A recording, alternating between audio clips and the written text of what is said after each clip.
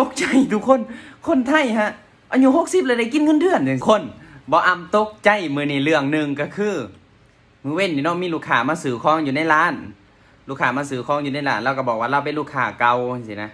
อายุใกล้สิฮอด60แล้วเราเว้าอีกปีหน้านี่ก็ฮอด60แล้วสิเกษียณแล้วเราว่าจังซี่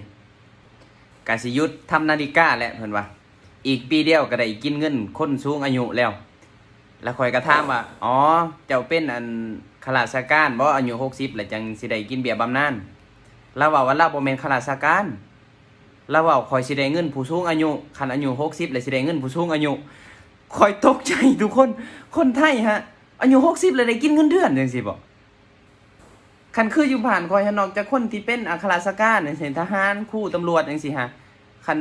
ฮอดอายุ60แล้วก็เจ้าก็สิได้กินเบี้ยบำนาญหั่นนะแต่อันนี้เราว่าเราบ่แม่นแล้วว่าคนไทยหัน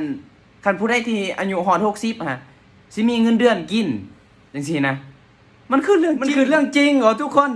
คนไทยเกิดขึ้นมาแล้วมีเงินเดือนกินโลดฮะซึ่งสอดเถื่อที่2ซุมเจ้าก็คือเรื่องที่เมื่อคืนนี่บ่อำบอกว่าคนไทยนะอายุฮอด60แล้วก็ได้กินเงินเดือนอันนั้นบ่เอาก็ยังอึ้งแล้วมาอึ้งอีกมื้อนี้นั่นก็คือเด็กน้อยไทยเกิดขึ้นมาได้กินเงินเดือนฟังบ่ผิดเด้อซุมเจ้าเด้อเด็กน้อยไทยเกิดมาได้กินเงินเดือนมันคือเรื่องจริงบ่ซุมเจ้าคันว่าของผู้เฒ่านี่อาจสิมีจริงเนาะเพราะว่าต่างประเทศก็เจ้า แต่ว่าเด็กน้อยได้กินเงินเดือนนี่ติมันแม่นจริงบ่คันคืออยู่บ้านบ่อ้ำหันคนที่เป็นพนักงานจังซี่นะหรือว่าทหารตำรวจครูหรือว่าบ่าวเล่าถึงกับอึ้งเนาะพี่น้องเอ้ยถ้ามีลูกบ่าวเล่าถึงกับอึ้งก็สิได้เนาะว่าคนไทยนี่มีสวัสดิการดีๆแบบนี้นะพี่น้องเบี้ยเลี้ยงลูกกันคืออยู่ลาวได้อยู่บ้านของบ่อ้ำได้แต่ว่าอยู่ไทยนี่บ่ฮู้เนาะแต่ว่าบ่อ้ำอึ้งที่สุดนั่นก็คือคนไทยแรกเกิดนี่นะได้เงินเดือนมันได้จักบาทบางคนก็คอมเมนต์ว่าได้หลายกว่าคนที่อายุบ่าวเล่าถึงกับอึ้งเนาะพี่น้องเอ้ยบ่าวเล่าถึงกับอึ้งเมื่อฮู้ว่าประเทศไทยหรือว่าคนไทยนี่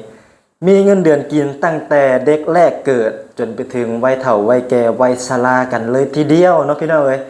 เอาก็อื่นกับทักทายสวัสดีครับสวัสดีและสบายดีพ่อแม่พี่น้อง FC เบิร์ดสุขุสุคนเด้อยินดีต้อนรับทุกคนเข้าสู่ช่อง YouTube ของบ่าวจิตบ้านโคกอีกแล้วเนาะพี่น้องเอ้ยมาพบมาพอกันกับบ่าวจิตในมื้อนี้เนาะบ่าวจิตจะมาเว้าพูดคุยเกี่ยวกับระบบสวัสดิการของคนไทยนั่นเองเนาะพี่น้องเอ้ยระบบสวัสดิการของคนไทยนี่บ่าวจิตได้ไปหาอ่านเบิ่งเนาะก็แอบอิจฉาคือกันเนาะพี่น้องเอ้ยแอบอิจฉาพี่ๆคนไทยเนาะอิจฉาเพราะว่าหยังเนาะอิจฉาก็คือเพราะว่าอยู่บ้านของบ่าวจิตนี่มันบ่ได้มีสวัสดิการดีๆแบบนี้เลยเนาะพี่น้องเอ้ยแต่ว่าอยู่ทางฝั่งไทยนี่ต้องบอกเลยเนาะว่าระบบสวัสดิการนี่ก็ถือว่าเป็นที่พึ่งอีกทางหนึ่งเนาะสำหรับคนที่แบบว่ารายได้น้อยเนาะก็เป็นเรื่องที่ดีเนาะที่ทางคนไทยเพิ่นได้รับสิทธิประโยชน์อีกอย่างหลายแนวเลยเนาะพี่น้องเอ้ยก็ยกตัวอย่างเนาะพี่น้องเอ้ยนี่เนาะซึ่งบ่าวลาวได้ออกมาเว้าเนาะก็คือเรื่องเงินอุดหนุนเนาะเงินอุดหนุนเด็กแรกเกิดนะพี่น้องเอ้ยแล้วก็เบี้ยผู้สูงอายุเบี้ยคนพิการเนาะแต่ว่าแต่ละเดือนนี่เงินอุดหนุนหรือว่าเบี้ยผู้สูงอายุนี่ได้เดือนละเท่าใดอันนี้บ่จิตก็สงสัยคือกันเนาะมื้อนี้บ่จิตก็ไปหาข้อมูลมาแล้วเนาะนี่เงินอุดหนุนเด็กแรกเกิดเนาะพี่น้องเอ้ยได้อยู่ที่เดือนละ600 บาทเนาะซึ่งว่าเงินจำนวน600 บาทนี่บางคนอาจจะคิดว่ามันน้อยเนาะแต่ว่าสำหรับบ่จิตคิดนี่หาใส่บ่ได้แล้วเนาะพี่น้องเงิน600 บาทนี่ถ้าว่าเทียบใส่เงินกีบเนาะเทียบใส่เงินกีบลาวก็ตกอยู่ที่400,000 กว่ากีบเลยเนาะซึ่งว่าหาใส่บ่ได้เงินแบบนี้เนาะพี่น้องและต่อมาเนาะเบี้ยยังชีพผู้สูงอายุจ่ายเป็นขั้นบันไดเนาะพี่น้องเริ่มตั้งแต่60 ปีเนาะได้อยู่ที่600 บาทจนไปถึง 1,000 บาทเลยตามช่วงอายุนั่นเองนะพี่น้องแล้วก็มีเบี้ยให้กับคนพิการนำเนาะพี่น้องเนาะซึ่งบ่จิตหากระฮู้เนาะว่าคนพิการก็ได้รับแบบว่า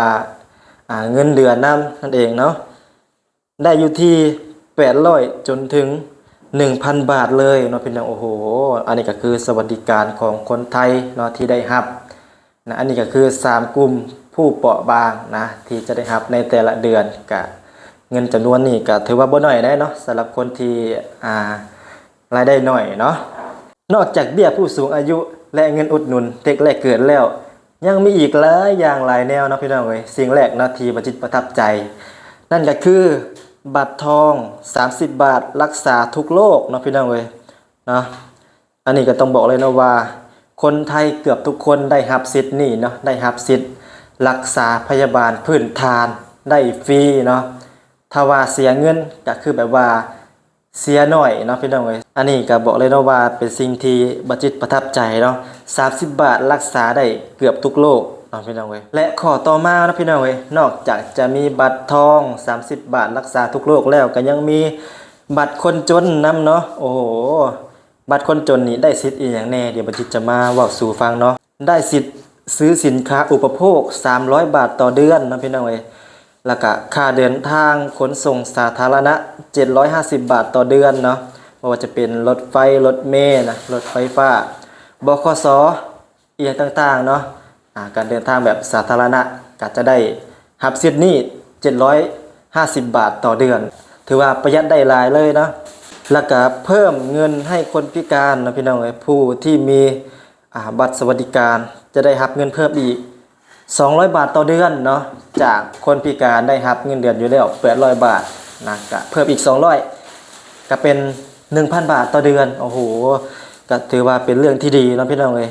นี่บัจิตเห็นแล้วก็อิจฉาเนาะอิจฉาพี่ๆคนไทยพี่น้องเอ้ยที่ได้รับสิทธิ์ดีๆแบบนี้เนาะนี่และนอกจากนี้แล้วยังมีอีกหลายอย่างหลายแนวเลยเนาะที่คนไทยได้รับแบบฟรีๆเนาะพี่น้องเอ้ย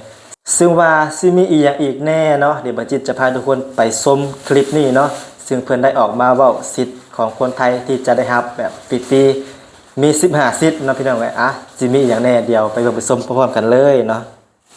คนไทยหลายคนอาจจะยังไม่รู้นะคะว่านี่เรามีสิทธิ์15สิทธิ์ที่คนไทยสามารถใช้ได้ฟรีนะคะขอบคุณทางโปรถังแตกที่รวบรวมมาด้วยนะคะ1คือการตรวจสุขภาพประจำปีฟรี1ครั้งนะคะเอ็กซเรย์ซวงอกผ่านทางแอปเป่าตังฟรีค่ะรับวัคซีนขั้นพื้นฐานผ่านทางแอปเป่าตังฟรีค่ะทำฟันฟรีขูดอุดถอนฟันอันนี้เป็นสิทธิ์บัตรทองนะคะรวมถึงการรักษามะเร็งได้ทุกที่เลยค่ะผ่านทางระบบ Cancer Anywhere นะคะแล้วก็รับยาฟรีป่วยเล็กน้อย32อาการค่ะการคัดกรองมะเร็งปากมดลูกตรวจได้ทุกๆ5ปีฟรีนะคะคัดกรอง HIV สูงสุด2ครั้งต่อปีค่ะรับยาเม็ดคุมกำเนิดฟรีผ่านทางแอปเป่าตังนะคะรับถุงยาอนามัยฟรีที่ร้านขายยา30 บาทรักษาทุกที่ค่ะบริการปรึกษาปัญหาสุขภาพจิตมีสายด่วนด้วยนะคะ1323ค่ะคอร์สเรียนออนไลน์ฟรีนะคะผ่านทางเว็บไซต์ไทย MOC ค่ะแล้วก็มีการอ่านอีบุ๊กฟรีนะคะผ่านทางแอป Highbury ค่ะปรึกษาปัญหากฎหมายฟรีนะคะที่ศูนย์ทนายศูนย์ทนายความจังหวัดนะคะสุดท้ายค่ะบริการตรวจเครดิตบูโร1ครั้งต่อปีฟรีผ่านทางแอปเครดิตรีพอร์ตนะคะนี่คือสิทธิ์ที่คนไทยสามารถใช้ได้ฟรีรักษาสิทธิ์กันด้วยแล้วก็หลายคนอาจจะไม่ทราบวันนี้เอามาแชร์ต่อกันขอบคุณทางโปรถังแตกและนี่ก็คือ15สิทธิ์ของคนไทยนะพี่น้องที่ได้รับสิทธิ์แบบฟรีๆเลยเนาะไม่ว่าจะเป็นการรักษาพยาบาลรักษามะเร็งการทำฟันอุดฟันและอีกอย่างอีกหลายๆอย่างหลายๆแนวเลยเนาะพี่น้องโอ้โหซึ่งต้องบอกว่าอยู่ประเทศของบัจิตนี่บ่มีแบบนี้เนาะพี่น้องโอ้โหเห็นแล้วก็แอบอิจฉาเหมือนกันเนาะถ้าว่าใครได้เกิดเป็นคนไทยนะบัจิตถือว่าโชคดีเนาะโชคดีที่สุดแล้วเพราะว่ามีสวัสดิการอีกอย่างแบบว่าหลายอย่างหลายแนวมอบให้แก่กับคนไทยนั่นเองนะพี่น้องเอ้ยบ่ว่าจะเป็นบัตรทอง30 บาทรักษาทุกโรคเนาะอุดฟันถอนฟันฟรี